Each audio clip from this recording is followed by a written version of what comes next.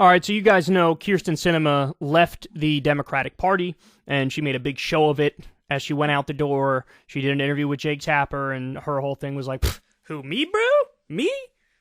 I'm just, like, above the fray and stuff, you know? I'm just, like, too intelligent to be with any one group. You know, I make up my own mind. I'm a free thinker. I'm an independent-minded woman. I'm a genius, basically.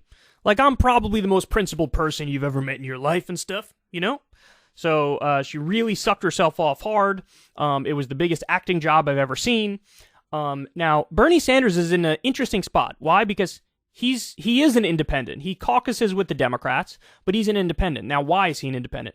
Because he is to the left of the Democrats. He's further to the left than your average Democrat. He calls himself a democratic socialist. I think if you go, you know, policy for policy, he's much more of just a social democrat than a democratic socialist. I don't think he's fully post-capitalist in his philosophy, although maybe in his ideal system he would be. I don't know. You'd have to ask him and get into the specifics with him. But he's in an interesting position because he is an independent. And so now he goes on CNN. He's asked about Kyrsten Sinema leaving the Democratic Party. So what's he going to say? Is he going to be like, hey, she's independent, I'm independent, I welcome anybody being independent, that's totally cool? Or does he have some other thoughts? Well, let's find out. His own way, independent Senator Bernie Sanders of Vermont. Senator, first, you are an independent. She is now the third official independent of the U.S. Senate, joining you and Angus King of Maine. What do you think of her decision and also what you just heard in her interview with Jake? I don't want to spend a whole lot of time on Senator Sinema. She has her reasons. Donna, I happen to suspect that it's probably a lot to do with politics back in Arizona. I think the Democrats there are not all that enthusiastic about somebody who helped sabotage some of the most important legislation that protects the interests of working families and voting rights and so forth. So I think it really has to do with her political aspirations for the future in Arizona. But for us, I think nothing much has changed in terms of the functioning of the U.S. Senate. The good news is that we now have 51 votes. We'll have a majority on committees. It means that we can go forward and start protecting the interests of working families and deal with the reality that we are increasingly living in an oligarchy where the billionaire class and large corporations control almost every aspect of our country. So I would hope very much that with this new majority, Democrats will sit down and start fighting for the needs of ordinary Americans. So I want to talk about some of those issues in a second. But first, you were a very important figure on the campaign trail for progressives ahead of the midterms, as you normally are.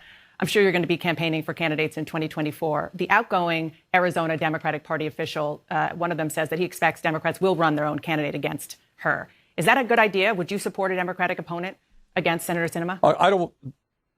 I support progressive candidates all over this country, people who have the guts to take on powerful special interests. I don't know what's going to be happening in Arizona. We'll see who they nominate, but certainly that's something I will take a hard look at. Does she have the guts to take on powerful special interests? No, she doesn't. She is a corporate Democrat who has, in fact, along with Senator Manchin, sabotaged enormously important legislation. I want to talk take on powerful special interests? No, she doesn't. She is a corporate Democrat who has, in fact, along with Senator Manchin, sabotaged enormously important legislation. I want to talk about a major deadline to fund. So a lot of people don't know this. He was actually kind of friendly with Joe Manchin for a while. And the way that Manchin sabotaged Build Back Better, Bernie and Manchin are now no longer friends. Bernie is furious with Joe Manchin. Now, I thought he probably should have been harder on him for every step of the way. He wasn't. But it looks like, in the same way that Bernie did not like Hillary, but got along with Joe, he had a long relationship with Joe.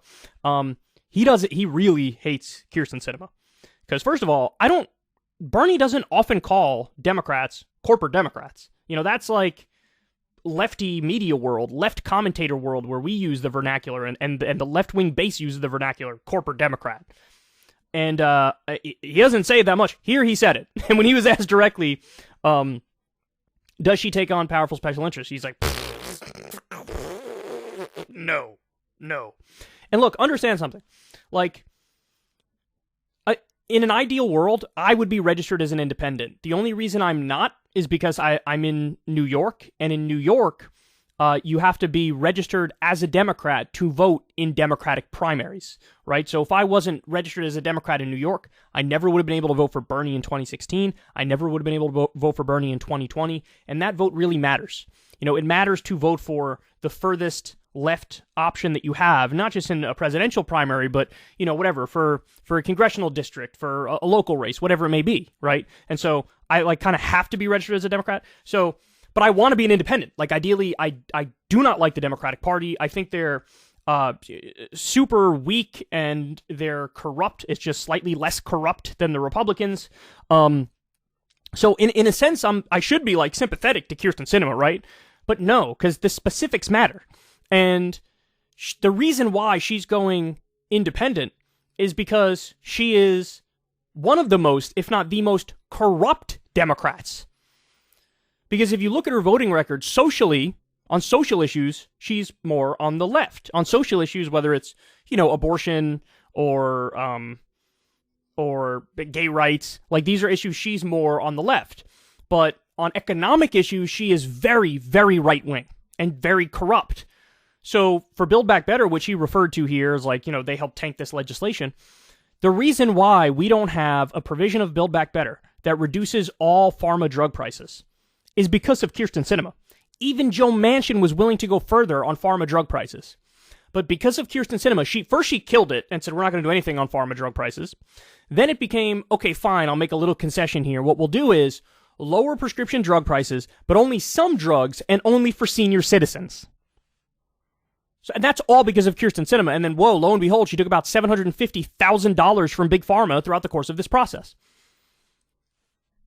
So that's who Kyrsten Sinema is. She is one of the most corrupt Democrats.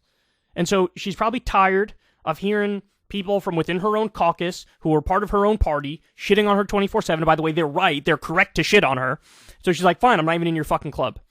By the way, I checked the numbers on 538. You know how they tracked how often you vote with Trump in the age of Trump? Well, Kyrsten Sinema, it is literally 50%.